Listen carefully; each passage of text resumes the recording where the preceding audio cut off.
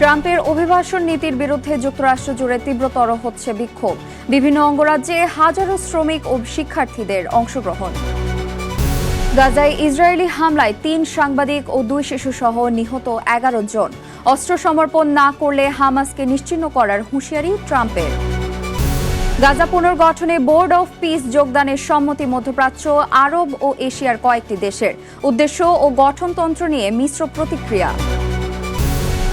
Greenland ইস্যুতে বাড়ছে উত্তেজনা। যুক্তরাষ্ট্রের সঙ্গে বাণিজ্য চুক্তি স্থগিত করল ইউরোপীয় পার্লামেন্ট।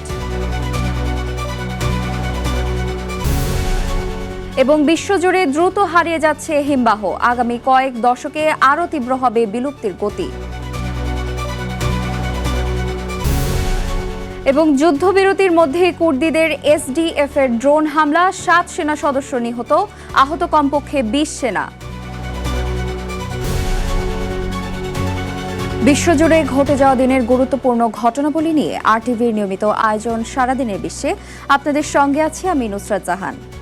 মার্কিন প্রেসিডেন্ট ডোনাল্ড ট্রাম্পের অভিবাসন নীতির বিরুদ্ধে যুক্তরাষ্ট্র জুড়ে প্রতিবাদ ও বিক্ষোভ আরও তীব্র হয়েছে। দেশটির বিভিন্ন অঙ্গরাজ্যে হাজারো শ্রমিক ও শিক্ষার্থী রাজপথে মিছিল সমাবেশ করছে। বড় শহরের পাশাপাশি বিভিন্ন বিশ্ববিদ্যালয় ক্যাম্পাসেও এই বিক্ষোভ কর্মসূচি চলছে। প্রেসিডেন্ট হিসেবে ট্রাম্পের দ্বিতীয় মেয়াদের প্রথম বর্ষপূর্তিতে অভিবাসীদের বিরুদ্ধে শুরু করা কঠোর অভিযানকে কেন্দ্র করেই দেশজুড়ে এই ক্ষোভ ছড়িয়ে পড়েছে। বিস্তারিত জানাচ্ছেন আব্দুল মালেক।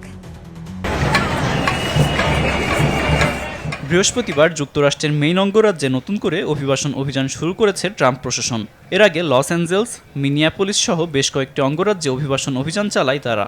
অভিবাসী আইনজীবী ও স্থানীয় সরকার জনগণকে বিচারকের স্বাক্ষরিত ওয়ারেন্ট ছাড়া অভিবাসীদের গ্রেফতারের নিয়ম নেই। তবে বর্তমানে জোরপূর্বক ওয়ারেন্ট ছাড়াই তাদের আটক করা হচ্ছে বলে অভিযোগ করেন মার্কিন অভিবাসীরা। এসব নীতির বিরুদ্ধে যুক্তরাষ্ট্র জুড়ে প্রতিবাদ ও বিক্ষোভ সমাবেশ করছে বিক্ষুব্ধ জনতা। আন্দোলন ইতোমধ্যে ছড়িয়েছে বেশ কয়েকটি শহরে। এতে অংশ নিচ্ছেন শিক্ষার্থী, শ্রমিক সহ সর্বস্তরের জনতা। যুক্তরাষ্ট্রের প্রেসিডেন্ট ডোনাল্ড ট্রাম্পের দ্বিতীয় মেয়াদে অভিবাসীদের বিরুদ্ধে বেশ কঠোর অবস্থান নেওয়া হয়েছে। বিভিন্ন আন্তর্জাতিক গণমাধ্যম বলছে, বছরে প্রায় 10 লাখ অবৈধ অভিবাসীকে দেশ থেকে বের করে দেওয়ার লক্ষ্যমাত্রা নির্ধারণ করেছে ট্রাম্প প্রশাসন। এ সংক্রান্ত অভিযানে অভিবাসন ও শুল্ক বিভাগ, আইসের কর্মকর্তারা বিনা পরোয়ানায় মানুষের বাড়িতে ঢুকছে বলে অভিযোগ করছে অনেকে। এদিকে সম্প্রতি মিনিয়াপোলিসে অভিবাসন ও শুল্ক বিভাগ আইসের অভিযানে এক কর্মকর্তার গুলিতে 37 বছর বয়সী মার্কিন নাগরিক রেনি গুড নিহত হয়। এই ঘটনার পর যুক্তরাষ্ট্র জুড়ে অভিবাসন সংক্রান্ত পরিস্থিতি আরও উত্তপ্ত হয়ে ওঠে। এর প্রতিবাদে ওয়াশিংটন ডিসি ছাড়াও নর্থ ক্যারোলাইনার অ্যাশভিলের মতো ছোট শহরগুলোতেও সমবেত হন শত শত মানুষ। ওহাইও অঙ্গরাজ্যের ক্লিভল্যান্ড বিশ্ববিদ্যালয়, নিউ মেক্সিকোর সান্তা ফে শহর, বামপন্থী সংগঠন ইনডিভিজিবল সহ বিভিন্ন শ্রমিক ইউনিয়ন ও মানবাধিকার সংগঠন এই কর্মসূচির ডাক দেয়। বিশেষ করে টেক্সাসের এল পাসোর মতো অভিবাসী আটক কেন্দ্রগুলোর বিরোধিতা করছেন বিক্ষোভকারীরা। সরকারি তথ্য অনুযায়ী এসব কেন্দ্রে গত 6 সপ্তাহে অন্তত 3 জনের মৃত্যু হয়েছে। আব্দুল মালেক, আরটিভি।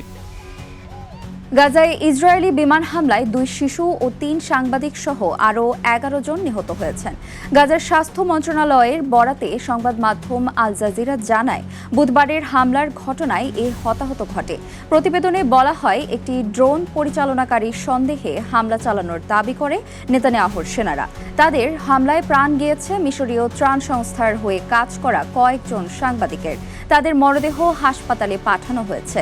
নিহত 3 সাংবাদিক হলেন মোহাম্মদ সালাহ কাশতা, আব্দুল রউফ সাত এবং Anas Khanim.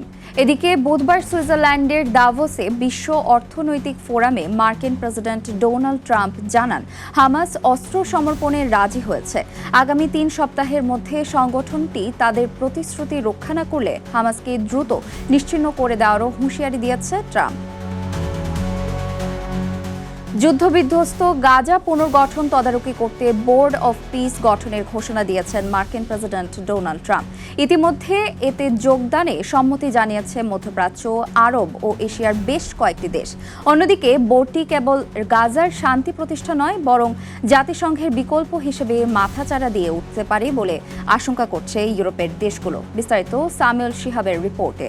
I will be your defender, your protector, and I will be. যুক্তরাষ্ট্রের প্রেসিডেন্ট ডোনাল্ড ট্রাম্পের প্রস্তাবিত বোর্ড অব পিস নিয়ে বর্তমানে বিশ্ব রাজনীতিতে ব্যাপক আলোচনা ও বিতর্ক চলছে।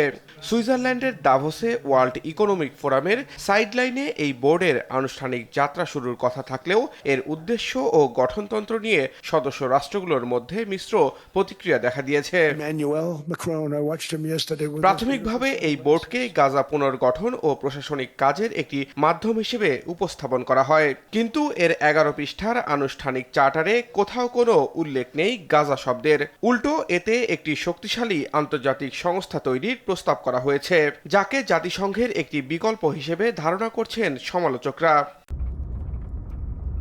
বোর্ডটি গঠনের পর বিশ্বের শান্তিকামী বিভিন্ন দেশের কাছে এর সদস্য হওয়ার আমন্ত্রণ জানানো হয়।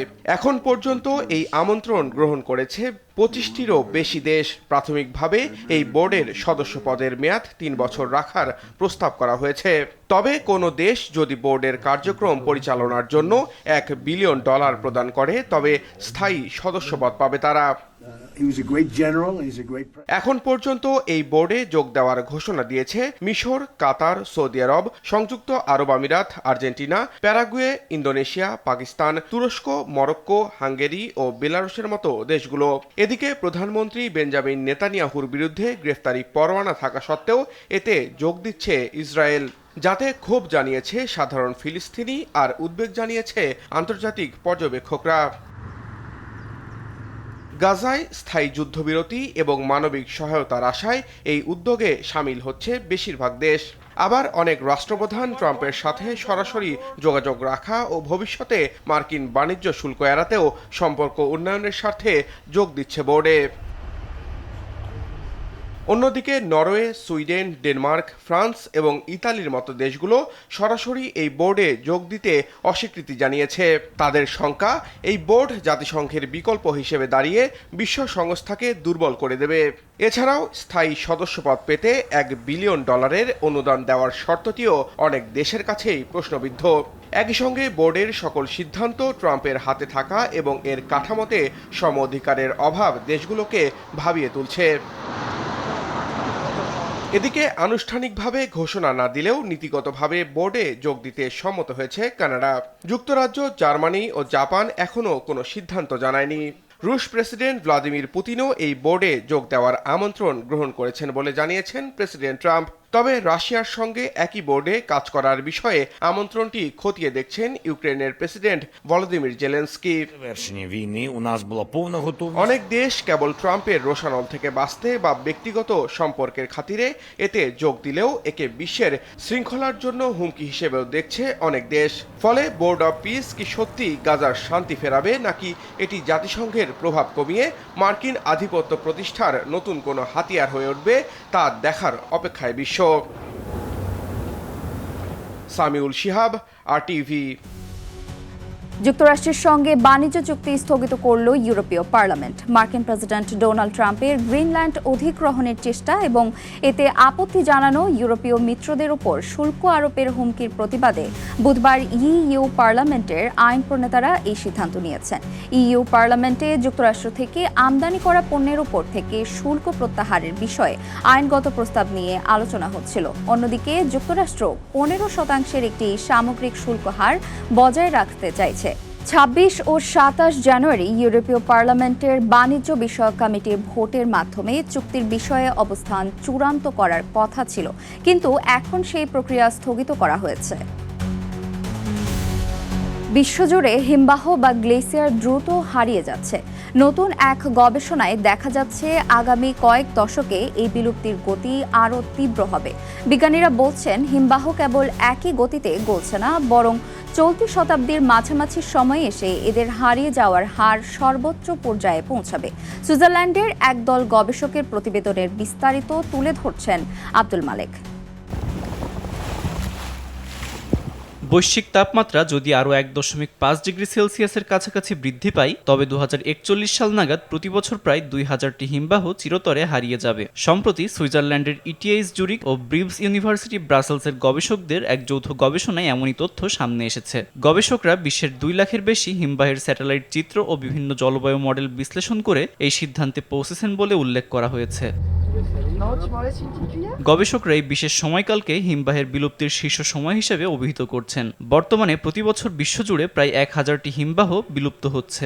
গবেষণার তথ্য অনুযায়ী যদি তাপমাত্রা বৃদ্ধি 4 ডিগ্রি সেলসিয়াসে পৌঁছায়, তবে 2050 দশকের মাঝামাঝি সময়ে প্রতি বছর 4000-এর বেশি হিমবাহ অদৃশ্য হয়ে যেতে পারে। তারা বলছেন এই শতাব্দীর মাঝামাঝি সময়ের পর হিমবাহ বিলুপ্তির বার্ষিক সংখ্যা আবারও কমতে শুরু করবে। তবে এটি খুব বেশি সুখকর নয়, কেননা ততদিনে বিশ্বের বেশিরভাগ ছোট হিমবাহগুলো সম্পূর্ণ নিঃশেষ হয়ে যাবে। ফলে বিলুপ্ত হওয়ার মতো হিমবাহের সংখ্যাই কমে আসবে। আল্পস পর্বতমালা অঞ্চলে 2100 সাল নাগাদ হিমবাহ বিলুপ্তির সংখ্যা প্রায় শূন্যে নেমে আসবে। তখন সেখানে প্রায় কোনো হিমবাহই অবশিষ্ট থাকবে না। অনেক পাহাড়ি এলাকা শুষ্ক মৌসুমে পানির জন্য হিমবাহের গলিত পানির উপর নির্ভর করে। এছাড়া পর্যটন এবং সাংস্কৃতিক ঐতিহ্যের সঙ্গেও এই হিমবাহগুলো ওতপ্রোতভাবে জড়িত। হিমবাহ গলার কারণে তলিয়ে যাবে অনেক নিচু দেশও। এটি কেবল বৈজ্ঞানিক উদ্বেগের বিষয় নয়, তা সরাসরি মানুষের জীবনযাত্রায় প্রভাব ফেলবে। তবে সব হিমবাহের ভবিষ্যৎ এখনো অন্ধকার নয়। পৃথিবী কতটা উত্তপ্ত হবে তা নির্ভর করবে ঠিক কত হিমবাহ শেষ পর্যন্ত টিকে থাকে। গ্রিনহাউস গ্যাস নিঃসরণ কমিয়ে তাপমাত্রা বৃদ্ধি নিয়ন্ত্রণ রাখতে পারলে হাজার হাজার হিমবাহকে রক্ষা করা সম্ভব। আব্দুল মালেক, RTV। যুদ্ধবিরতির মধ্যে কুর্দি নেতৃত্বাধীন সিরিয়ান ডেমোক্রেটিক ফোর্সেস SDF এর ড্রোন হামলায় 7 সেনা সদস্য নিহত হয়েছেন। এই ঘটনায় আহত হয়েছেন কমপক্ষে 20 সেনা। বুধবার সিরিয়ার প্রতিরক্ষা মন্ত্রণালয় এই সংবাদ জানিয়েছে বলে উল্লেখ করে বার্তা সংস্থা রয়টার্স। প্রতিবেদনে জানানো হয়, সিরিয়ার উত্তর পূর্বাঞ্চলের হাসাকা প্রদেশে আল ইয়ারুবিয়া ক্রসিং এর কাছে ড্রোন হামলা চালায় SDF। এর আগে সিরিয়ার প্রতিরক্ষা মন্ত্রণালয় কুর্দি নেতৃত্বাধীন SDF এর সঙ্গে 4 দিনের অস্থায়ী যুদ্ধবিরতি ঘোষণা করেছিল। একই সময়ে হাসাকায় প্রশাসনিক ও সামরিক সমন্বয়ের জন্য প্রাথমিক কাঠামো প্রকাশ করা হয়। তবে যুদ্ধবিরতি চলাকালীনই এমন হামলার ঘটনা ঘটেছে। আর এরই সাথে শেষ করছি সারাদিনের বিশ্ব। RTVর সাথে সংযুক্ত থাকুন, মতামত জানান RTVর সামাজিক যোগাযোগ মাধ্যমগুলোতে।